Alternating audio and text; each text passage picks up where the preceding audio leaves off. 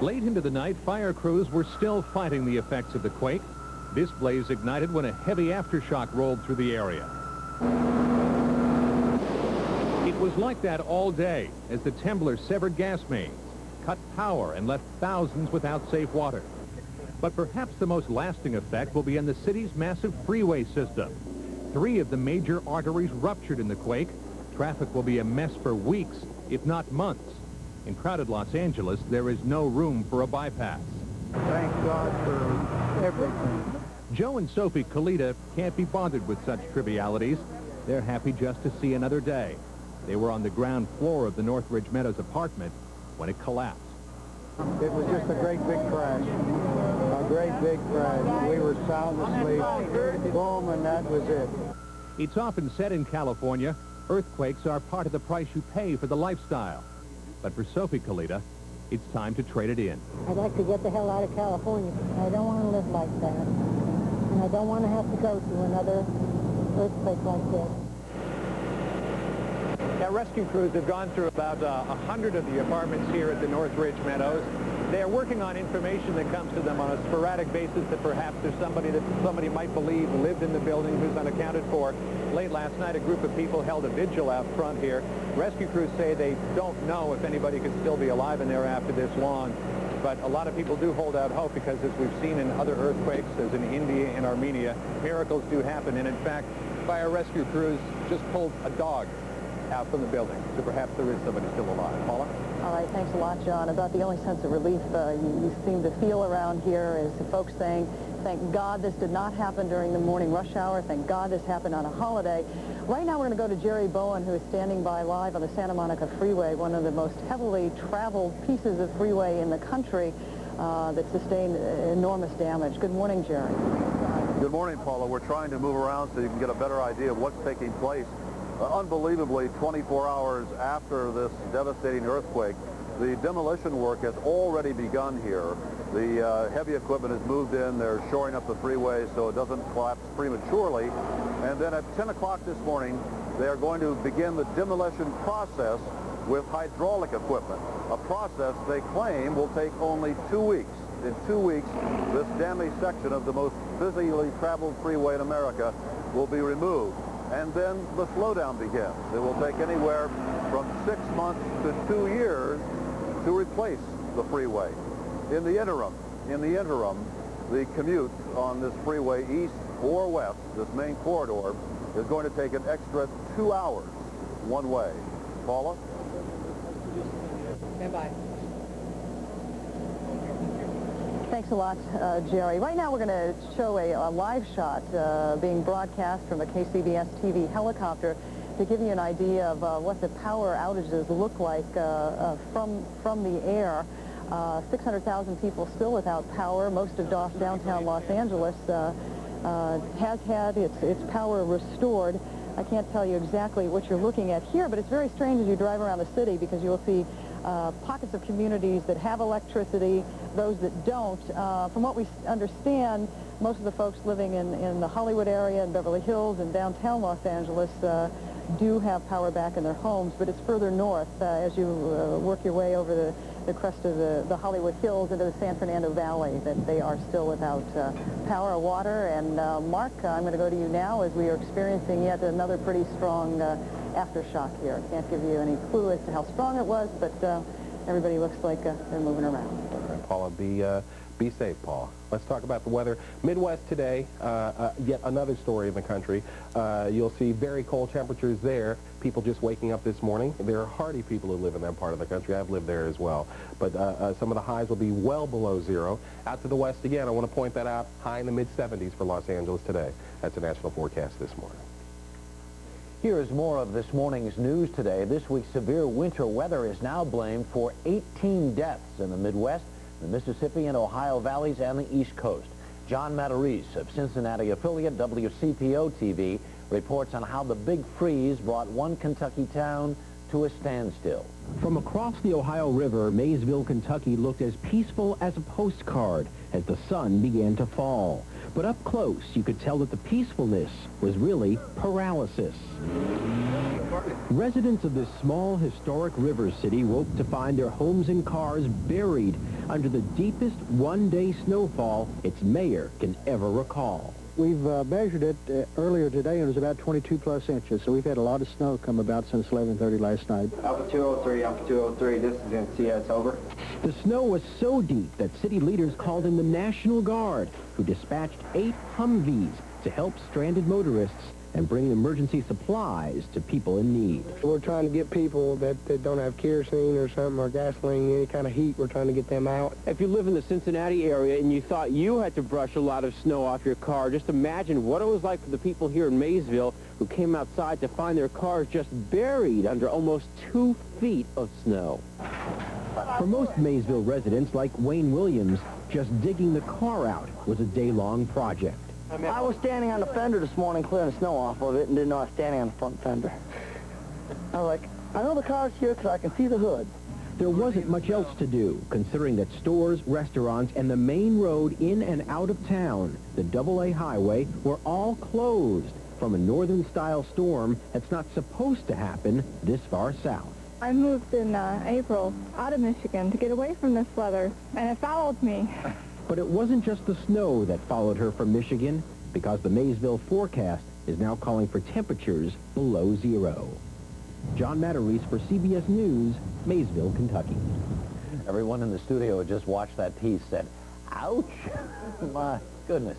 Mark's here with a closer look at the weather. Isn't that supposed to be the bluegrass state? Building the site of the greatest amount of deaths here from the earthquake. 15 people lost their lives. And joining me now are 2 women who lived in the building, on the first floor of the building, Shannon Jones and Amy Windmiller. Good morning. Thank you very much for being with us. How did you get out of there? You both lived on the first floor. Well, I was in the living room. She was in the bedroom.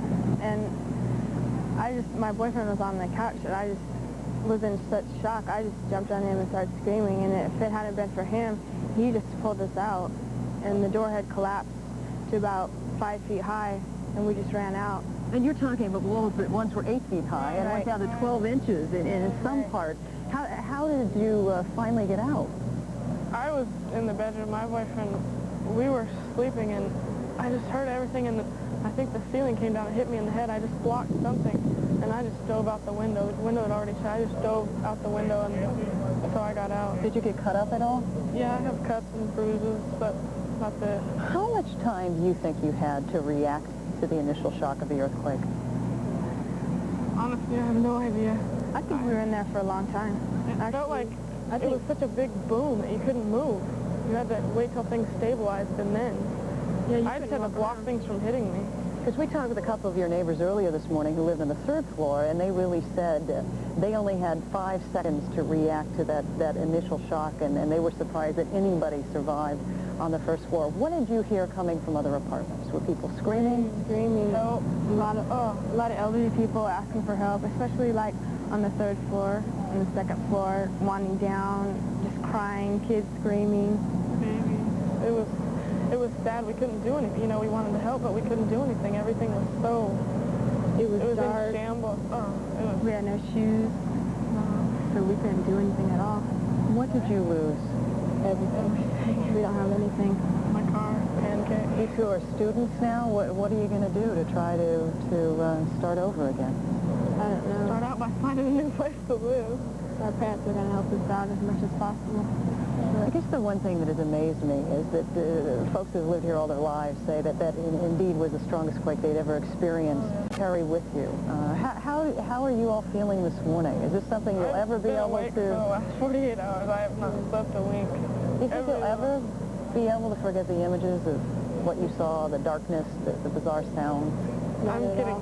Every tremble, I get scared and I'll just start crying. I can't. I don't know. I don't think I'll ever forget this. I have that, like a picture in my mind of that moment, that just diving out. I don't know. I'll never forget it. That's something I'll never forget. You must feel extraordinarily lucky to be alive. Yeah. Well, we're one of the few that made it out on the 1st floor. Pretty miraculous. miraculous that as many people did get out of their buildings alive as they did, even though they suffered some injuries. Lucky. You were very lucky. Shannon and Amy, thank you very much, and best of luck with finding a new home, and best of luck with your studies. I hope life does return to normal for you sometime in the near future. Thanks again. We're going to go back to New York right now, and Harry. Thanks, Paula. 14 minutes after the hour. Up next from Los Angeles, people finding shelter, including one woman who is more used to giving it than getting it.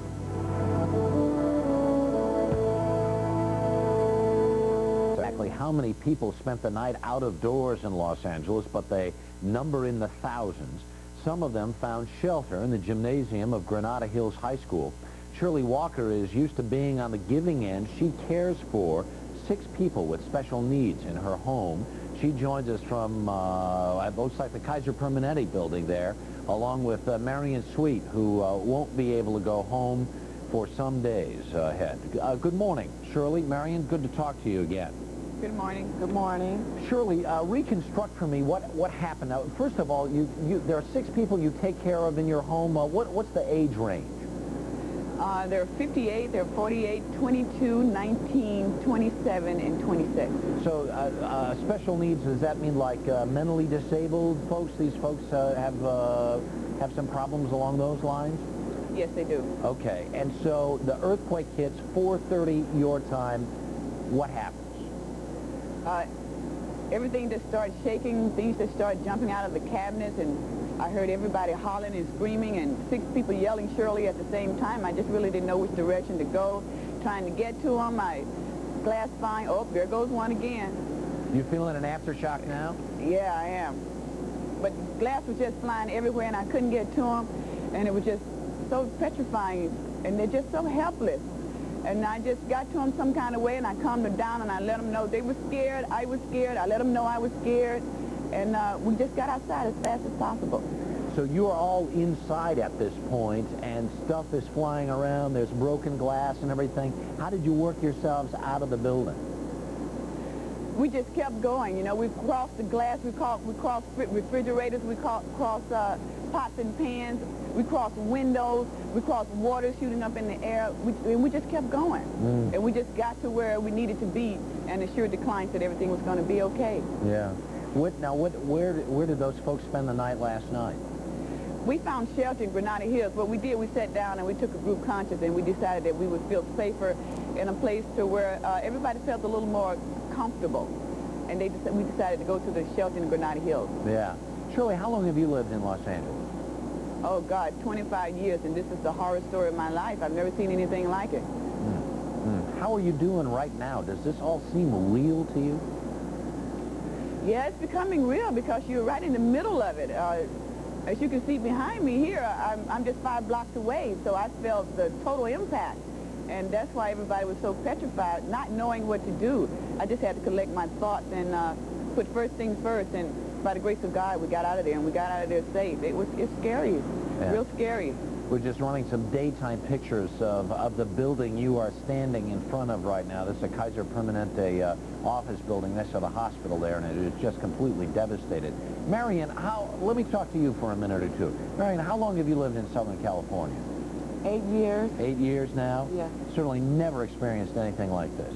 No, I definitely haven't. 4:30 yesterday morning, the earthquake hits. What's going through your mind? Everything. Where am I at? Where am I doing? What's happening? Holding on to the brass bed. Dear life, my son was thrown on the floor. Couldn't see anything. I just didn't know. I just didn't know. And I said, well, it must be an earthquake, but I never felt anything like this in my life. And we got out the building. Everybody was so cooperative. People had on like 3 pairs of socks. They took socks off, helped, giving a sock to another person that didn't have it. We stepped in water. It was by the grace of God. We all pulled together and comforted each other. All nationalities, hugging and loving like we should be. It really brought us together. Yeah, it's interesting in our neighborhood. That a turn of events like this would bring people together, people that might not even talk to each other on a daily basis. That's right. It was amazing. Yeah. Now, what kind of you live in an apartment, or you live in a house, or what? I was living in an apartment on the first floor in the corner, a corner apartment where when you walk out the door, it's like a hotel. It was like total darkness.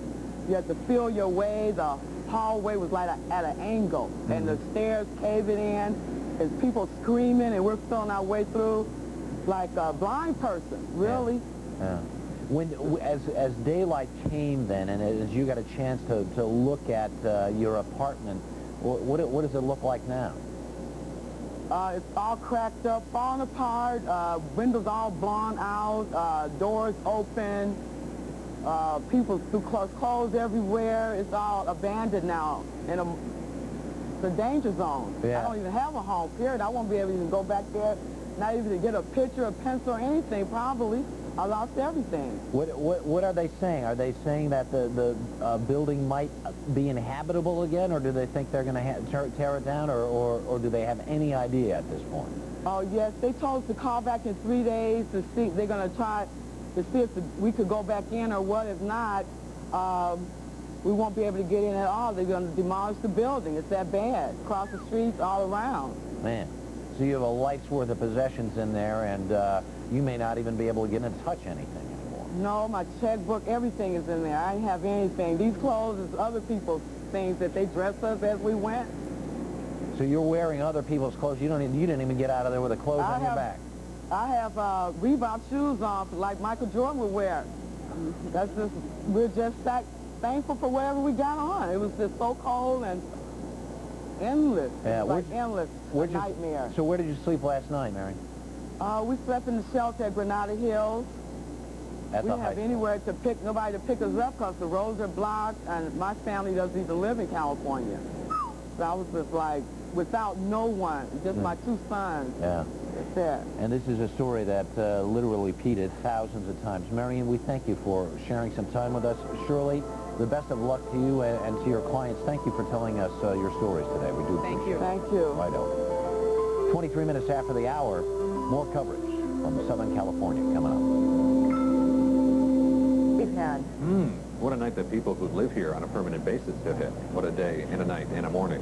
You had the opportunity to drive around many parts of the city when you got in and throughout the night. What was the worst thing you saw? I think what we're looking at behind me is probably the worst thing that I've seen. The thing with an earthquake, I think, that separates it from other natural disasters like a hurricane, like the Malibu fires, like the Laguna Beach fires, is that you have a spot of damage here, and then a couple of miles away you'll have another spot of damage, and there will be a lot of devastation in those individual areas, but it's not the clear-cut swath that those other type of catastrophes enact on the geography. And what is quite bizarre is even to look at these 2 apartment buildings, which were apparently built at the same time in 1971, and you have one completely intact, this one here with the 3rd floor crushed down the 2nd, and we have a little visitor here. Yes, Charlie Good. It's Charlie Gibson, isn't it? The building behind us here. Charlie Gibson from GMA. He or someone who looked like him. Yeah. Under some pretty troubling circumstances here this morning. He's going to back to the Red Cross shelter where he's been staying for the last 2.5 years. But, you know, Harry, I wanted to point out a shot to you, and I don't know whether we can get this on camera right now. John, this is what has really struck me as we stood in the shadow of this wreckage, is you look at that one balcony that is completely sheared off there, and you see the bicycles sort of precariously hanging from that balcony. And I guess what I have been really, really struck by this morning are these stories of these people who somehow were able to not only get out from the 3rd floor from that building, but who actually dived out of the windows, or what little was left of the windows on the 1st floor here. When you look at the building behind us, it looks like a 2-story building. The one beside it looks like a 3-story building. There is no 1st floor except for what you see, but really underneath it there's about this much 1st floor. And I mentioned at the top of the hour that in India, in Armenia, other earthquakes around the world, you see these incredible miracles that happen. Somebody stays buried, they find a little bit of air, there's just enough space for them to survive up to a week. So you look at that and you say, how could anybody be alive in there? And some people have been brought out alive. Could you guys believe the stories you heard from Michael and Eric this morning, who lived on the 3rd floor, and between the 2 of them rescued a couple dozen people, and they worked for an hour before rescue workers even got on the scene. And the other thing, yesterday we saw some of the live coverage from KCBS television in L.A. We saw the rescue workers pulling somebody out of that. I cannot imagine the terror of being trapped under 3 stories of building in some unbelievably small space, and wondering if it isn't just going to topple down on you in the next couple of seconds. The horror is just unimaginable. Worst fear. Yeah. Ever since I was a kid, it was my worst fear. We talked to an elderly couple who were trapped, and they weren't one of the people who managed to get out just in the nick of time. They were trapped, but they said that throughout the entire ordeal, they believed they were going to survive, and they did. You know, one thing which struck me yesterday, Paula and John, watching the coverage, normally when you saw something like this when we were kids, you saw newspaper accounts of it maybe a day after. The fact that all of the country was sitting around and watching this as it was happening was just, it was an amazing thing to be part of yesterday. Good job out there, both of you. 29 hours. Thank you.